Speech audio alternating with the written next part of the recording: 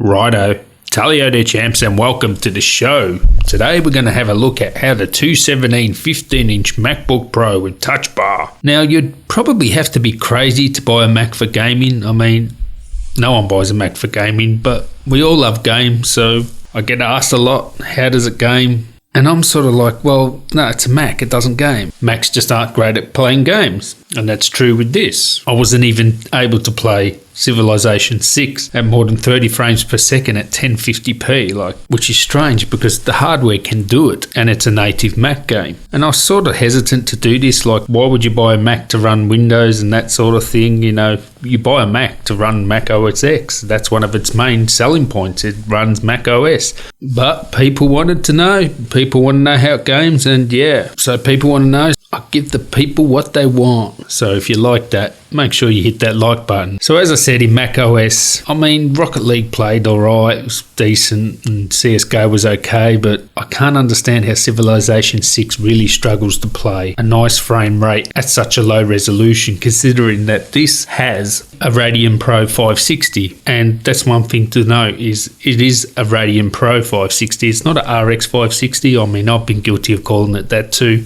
It's actually a custom graphics card just made for Apple, just has a lower TDP, uses less power. It's not as powerful as, say, the RX 560 parts, which will be going in laptops in the future. But I can tell you now, this can game, and actually can really game well in Windows. So let's just leave Mac OS behind and let's go into Windows. So obviously I installed Windows via Boot Camp, and I wasn't expecting too much, but I was surprisingly happy with the results. I mean, it does get hot, going to be running into 90s, especially with the CPU, not so much with the GPU, but I think the Mac can actually handle those heat. It's obviously designed to run that hot. They can throttle it more if they wanted to. So this one here has the 2.9 GHz 7th generation Kaby quad-core CPU, the 45 watt parts. You can get up to 3.1, but do not waste your money on upgrading the processor in these Macs. It's going to throttle, so you're not going to get the full performance out of it, and you're better off just sticking to the base model, which is the 2.8 gigahertz version. Just stick to that, just get whatever storage and get this 4 gigabyte graphics card. That's what you want to do. Do not spend any money on upgrading the processor. And even though it does throttle, it actually still ends up playing games pretty well. So let's have a look. GTA 5, 51 frames per second. 1080p, high and very high settings. So that's very respectable, very playable, no issues there. Dirt 4, which is a new title. This isn't so demanding on the system. You're able to get 65 frames per second, 1080p, high settings. So that's fantastic. Battlefield 1, 1080p, high settings, 40 frames per second.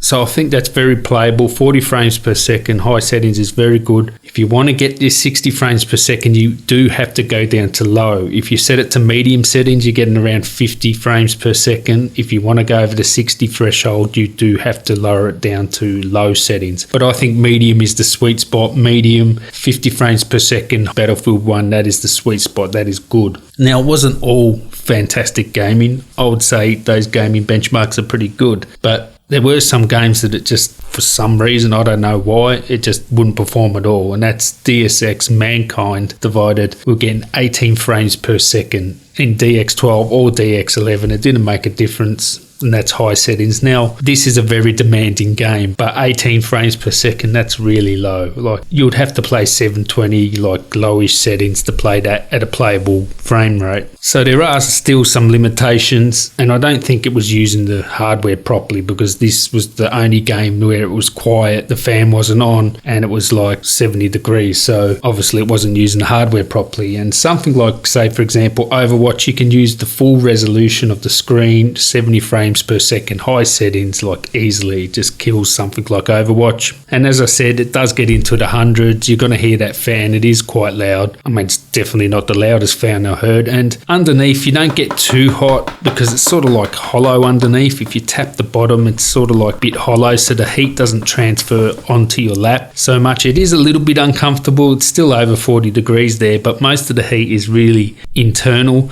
and around that touch bar area. Not enough to burn you, but in summer it would be uncomfortable. I don't mind it in winter, actually. It's nice and warm.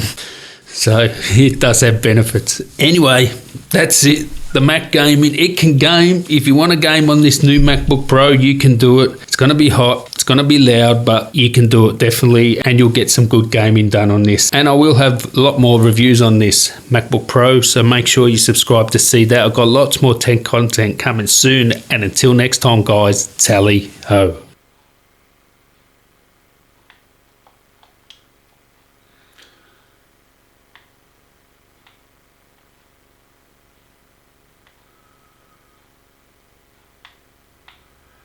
Well, seems to be playing pretty good at the moment. It's pretty smooth, I would say. It doesn't seem very loud either, so...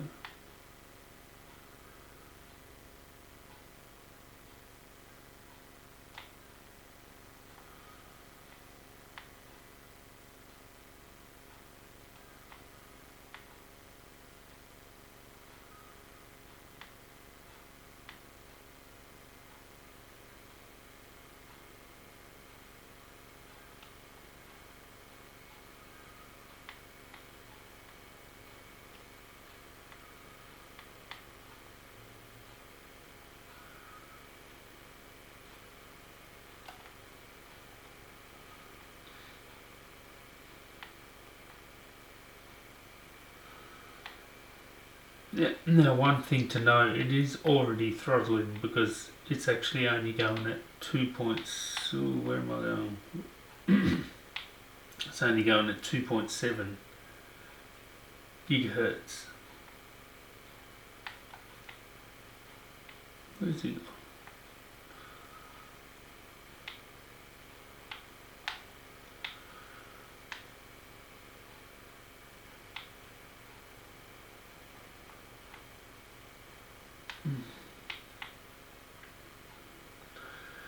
Okay, let's start again.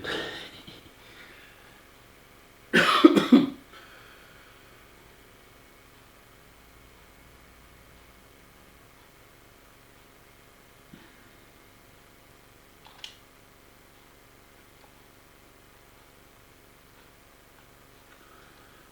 go.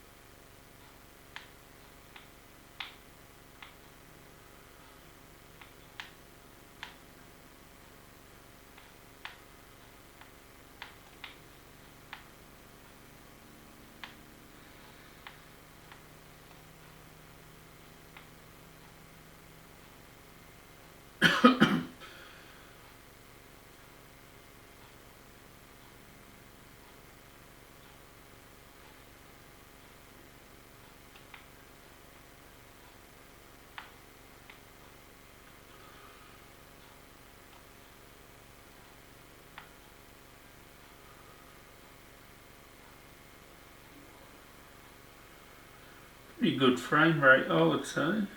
40, 46. It's not too bad.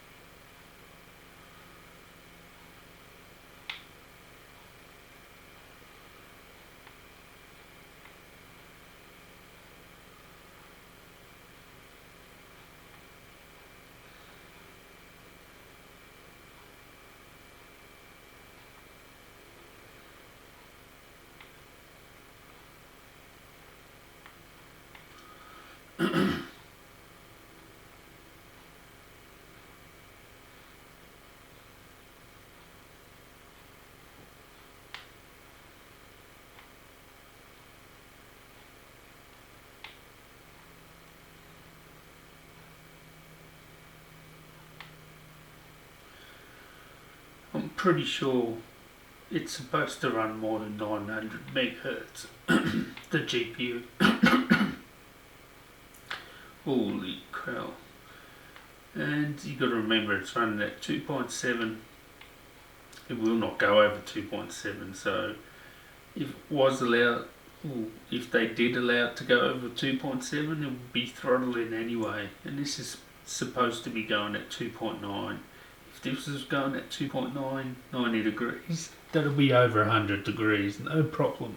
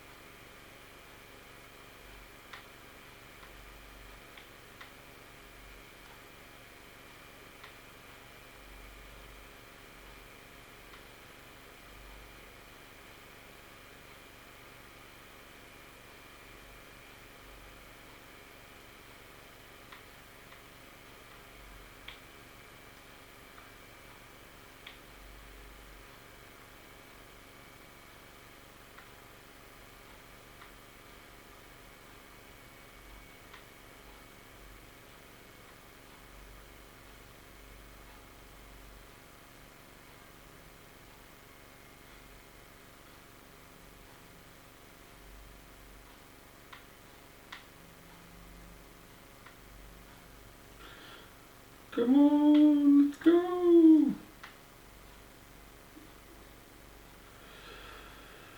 Okay, I'm not getting up here.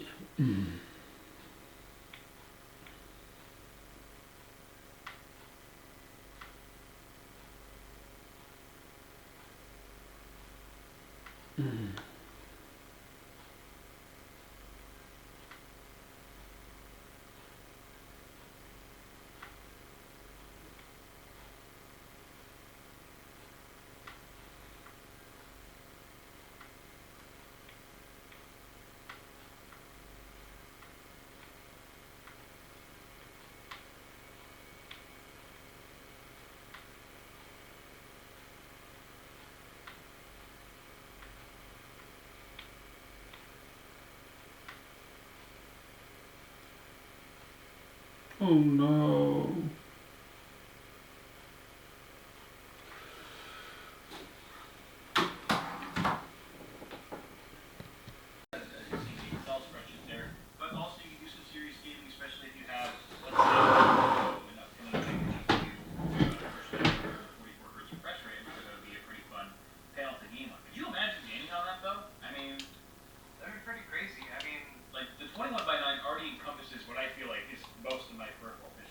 This would just absolutely dominate it.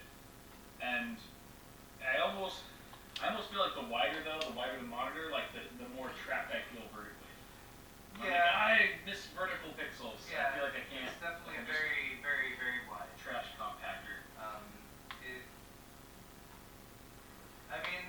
see people who do the triple monitor setups, and this seems like a bit more viable than that because you're not dealing with the bezels. And it's like, having two 16 by 9 1080 monitors for a while would be an awesome gaming setup if it wasn't for the fact that the bezels are dead center. Yeah. So, yeah. Right. Is there anything on pricing? 1,500 bucks. 1,500 freaking bucks. Okay. Yeah. That's pretty. Honestly, I would expect around that price. That's for the 49 inch. Mm-hmm. But there's There's also cheaper a ones. 32 inch for $699. And a 27 inch for a little bit less. A 27, what, like 27 inch that's also the same aspect ratio? It didn't mention the article. It's just part of the. I feel like that would be like 4 inches tall. I'd be like 4 inches tall. Yeah, with that aspect ratio, 32 Yeah. by 9 aspect ratio, that would be very short monitor. But I don't know if this is really practical. I mean, gaming, yes, it's gonna kick ass, I would imagine. Practicality, I think it depends on what you're doing, what kind of multitasking you're really looking at. I feel like ever since using my Predator X34 as my daily driver, I feel like I'd much rather prefer two monitors side by side just for the snapping ability. You have more areas you have more sides and edges of the screens to snap to. Snapping is nice. I love snapping. That's just me though. Like if I'm streaming, it's nice to just be able to like partition things on two monitors than it is on one, I guess. But again, it depends on if you're using Excel. If you really need like that's actually a really good example of why you need to keep it ultra wide. If you really needed a full comprehensive look at like a long Excel spreadsheet or something like that, you wouldn't want to drag that across two monitors and have a bezel in the middle or something like that. You know what I mean? So it just depends on what you're doing. Again, 1,500 bucks is a pretty penny. I'm sure that there's a very niche market who's going to be into that. Moving on though, we've got a crazy Seasonic titanium power supply. This was shown at Computex this year. I did not get a chance to stop by Seasonic. Fanless. It's completely fanless. This is an article from Anantech. Thank you very much, Anton. This is featuring two new additions to Seasonic's existing Prime Titanium family, which they announced earlier this year. These were showcased again at the recent Computex. This is including a 600 watt unit and a 1000 watt unit. You don't see 1000 watt units too much anymore because graphics cards are just becoming much more power efficient. But the 600 watt seems interesting. It's 80 plus titanium, as are all the units in this lineup. Is the 600 watt the only one that's fanless, or are they all fanless? I think the 1000 watt fanless too. But connectivity, I'm sorry, it complies with ATX 12 volt V2.4 as well as EPS specifications. 12-year warranty. Oh, That's a long warranty. I thought when they went up to 10, I was like, wow, that's as long as the warranty's going to get. Now it's up to 12. You know, he's getting longer, Paul. He's getting longer. Impressive. So fanless, fully modular, flat black cables. The connectivity for the 600 watt anyway, which is model number SSR 600TL, includes two 6 plus 2 pin PCIe power connectors for the graphics cards, of course, 6 SATA power plugs, 5 Molex headers, and 1 floppy connector. That floppy. Price though, don't hold your breath, up to $300 US. We might be seeing for the 600 watt model. And they give us a range in euros, 224 to 275. 275 being the high end is $300 US. So at the most, this will cost 300. Maybe it'll cost 250 at the low end, but it's a very hefty price premium for all the things you're getting. 80 plus titanium certification, 12-year warranty. Again though,